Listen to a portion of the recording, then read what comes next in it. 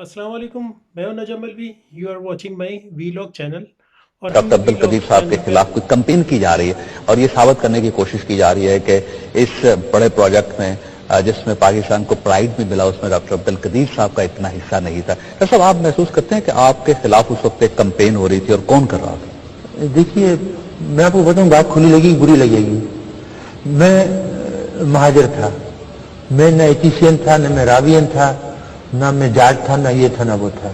तो लोगों ने मुझे कभी इस तरीके से कबूल नहीं किया। सिर्फ कबूल इसलिए किया जो मोहब्बत है लोगों की, मैंने ये काम किया। आज तक पाकिस्तान में कोई ऐसा शख्स नहीं है जिसको ये शक हो कि ये काम मैंने नहीं किया, तो फॉरेनर्स हों या लोकल हों। और सबको पता है, हुकूमत को भी पता है कि अगर मैं एनरिचमेंट नहीं करता और वेपन नहीं बनाता तो ये कोई भी क़यामत तक भी नहीं बना सकते थे। अभी तक ये वही बैलगाड़ी चला रहे होते, कश्मीर हाथ से चला गया तो शायद लाहौर भी चला गया होता। तो ये सब जो बातें हैं मुझे परवाह नहीं, मुझे सिर्फ यही है कि शायद ये इस वजह से हुआ कि मैं सन ऑफ द साइल नहीं था, मेरी इनसे कुर्बत नहीं थी, मैं मुंह फट आदमी हूँ, मैंने खुशामद करके ये कोई पोजीशन हासिल नहीं की थी।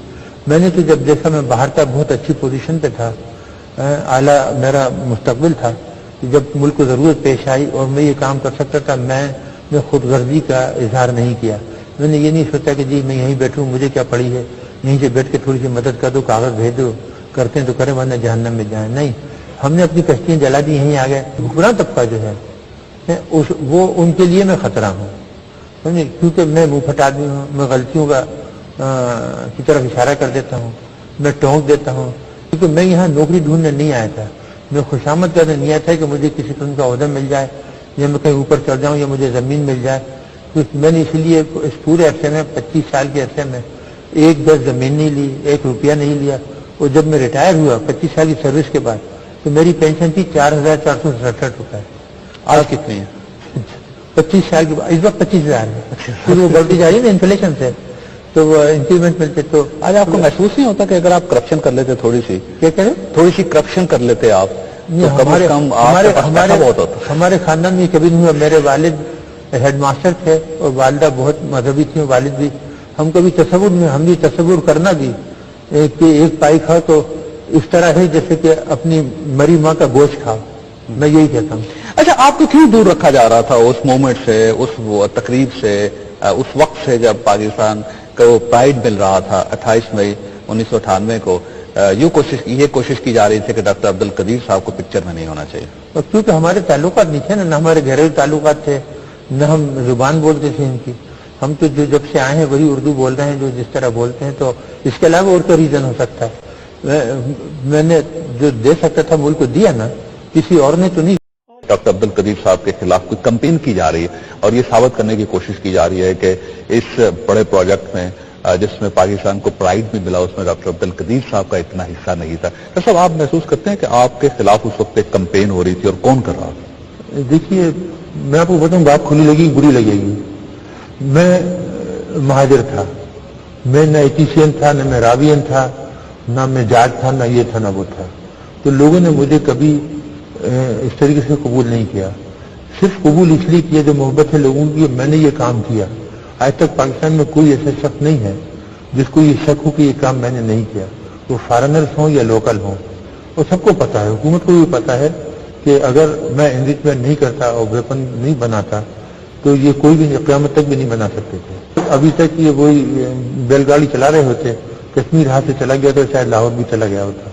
तो ये सब जो बातें हैं मुझे परवाह नहीं, मुझे सिर्फ यही है कि शायद ये इस वजह से हुआ कि मैं सन ऑफ द साइल नहीं था, मेरी इनसे कुर्बत नहीं थी, मैं मुंह फट आदमी हूँ, मैंने खुशामद करके ये कोई पोजीशन हासिल नहीं की थी।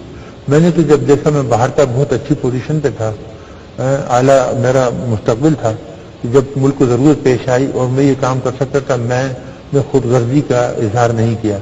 मैंने ये नहीं सोचा कि जी मैं यहीं बैठूँ, मुझे क्या पड़ी है, यहीं से बैठ के थोड़ी सी मदद कर दो, कागज़ भेज दो, करते हैं तो करें वरना जहन्नम में जाएं। नहीं, हमने अपनी कश्तियाँ जला दी, यहीं आ गए। हुक्मरान तबका जो है वो उनके लिए मैं खतरा हूँ, समझे, क्योंकि मैं मुँह फट आदमी हूँ, मैं गलतियों की तरफ इशारा कर देता हूँ, मैं टोंक देता हूँ।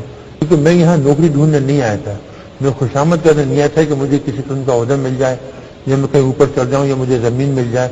میں نے اس لیے اس پورے عرصے میں 25 سال کے عرصے میں ایک گز زمین نہیں لی, 1 روپیہ نہیں لیا.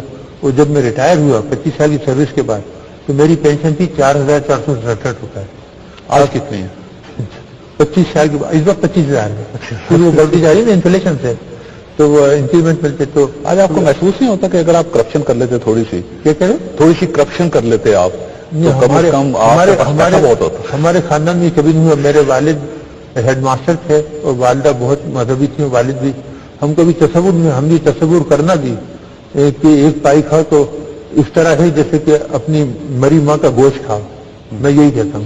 اچھا, آپ کو کیوں دور رکھا جا رہا تھا اس مومنٹ سے, اس وہ تقریب سے, اس وقت سے جب پاکستان کو وہ پرائیڈ مل رہا تھا 28 مئی 1998 کو؟ یہ کوشش کی جا رہی تھی کہ ڈاکٹر عبد القدیر صاحب کو پکچر میں نہیں ہونا چاہیے. اور کیونکہ ہمارے تعلقات نہیں تھے نہ ہمارے گھریلو تعلقات تھے, نہ ہم زبان بولتے تھے ان کی. ہم تو جو جب سے آئے ہیں وہی اردو بول رہے ہیں جو جس طرح بولتے ہیں. تو اس کے علاوہ اور تو ریزن ہو سکتا ہے. میں نے جو دے سکتا تھا ملک کو دیا نا, کسی اور نے تو نہیں.